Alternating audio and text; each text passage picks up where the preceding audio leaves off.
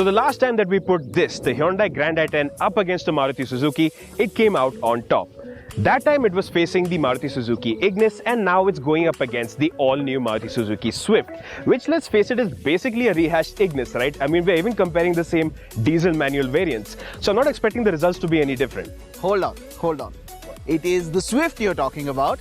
Don't discount it that easily. I mean, it hasn't been a bestseller for all these years for no reason, man. Fair enough. You got me. Which one would you pick?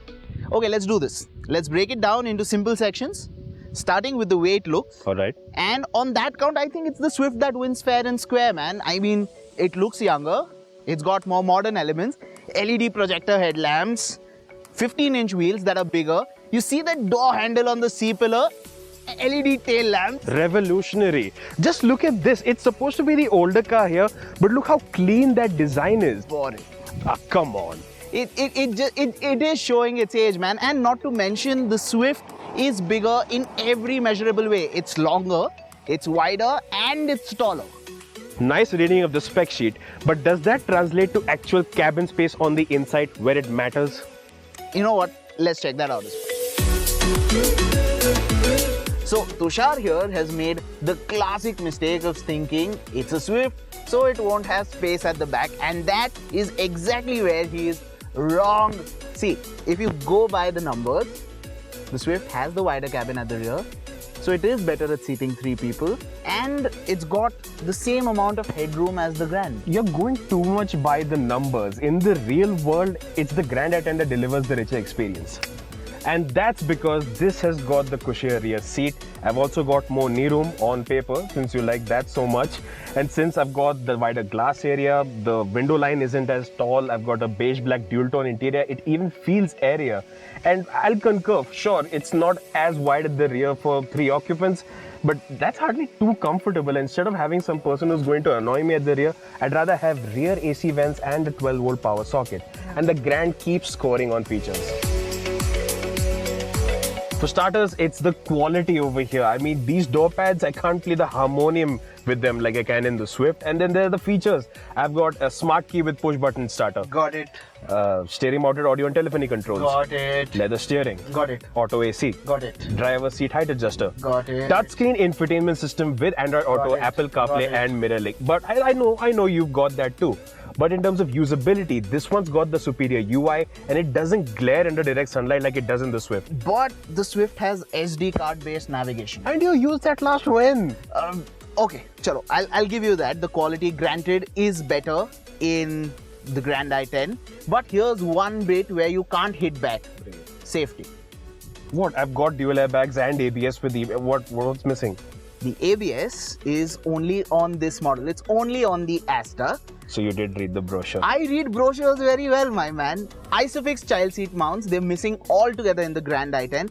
So dual airbags, ABS and Isofix are standard across the range on the Swift. Not really helping your case, Hyundai. You know what? Let's forget about quality. Let's forget about the features. Let me show you the real reason to buy a Swift, and that should shut you up.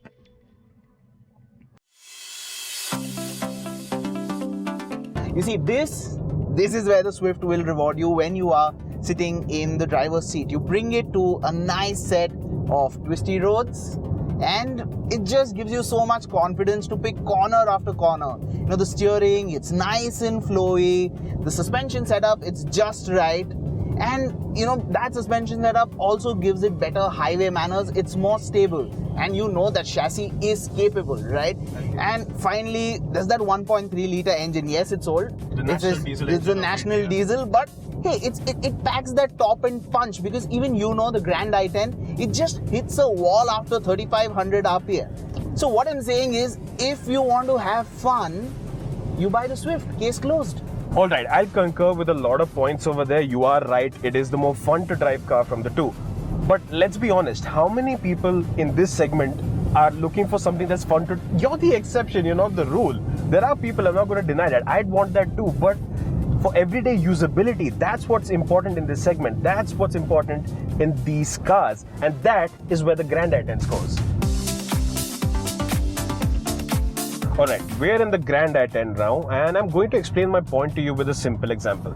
So we're in second gear now. I'm going to drop down to about 20 kilometers an hour. That's 20. So the logical step would be what? Downshift or stay in the same gear? Right. What I'm going to do is shift up to third. Okay. And when I do that, no protest. A slight little judder, but then I put my foot on the throttle and it's lifting, it's accelerating, not just giving me enough torque to keep sustaining at the same speed. You try the same thing in the Swift. We did that, and what happened? It shuddered and juddered like there's no tomorrow.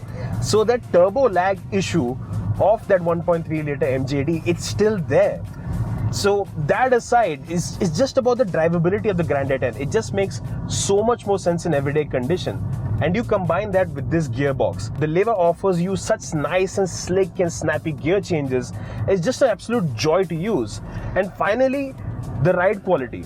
At low speeds, you take bad roads, rough patches and bad bumps in the Grand i10. It behaves better than the Swift does. Okay, I'll give you that. I'll give you that it is easy to drive inside the city. I'll give you that the low speed ride quality is better because high speed is better on the Swift. Alright. Okay, but here's my counter argument, right? You say it's easy to drive in the city. You know what would have made it even easier? An automatic that the Swift diesel gets, but the Grand i10 doesn't. And the engine, yes, it's tractable. Yes, it pulls cleanly, but it is a 3-cylinder. You hear it, and it's so vibey. That's only at startup. You know what? How do we settle this? I think I have an idea. All right, let's try it out. All right, shall we try a solution? Let's do it. Oh, come on! Okay, it's truth be told, there's no way for us to give you an outright landslide winner in this case. It's a simple case of different strokes for different folks. The Grand i10 with its more supple low-speed ride, the ease of driving in the city, and the kind of premium quality you get, it makes for a nice and simple, humble family car. On the other hand, if it's fun and excitement that you're looking for, it is the Swift you have to go for. No questions asked. Even if you do a lot of highway trips, not only because it's more stable or it's more fun, but it's also more fuel efficient. And in my books, the Swift gets an edge purely because it gets safety kit as standard, and that is a big miss in the Grand i10. Okay, I think that's a good note to end this video on. Exactly, and if you want a calm, composed city commuter, you're probably better off getting the Grand i10. And if you want something with that X factor and attitude, it'll have to be the Swift. So, which category do you fall in? Which one will you pick? Let us know in the comment section below. As always, thanks for watching. If you haven't already, subscribe to Zig Wheels.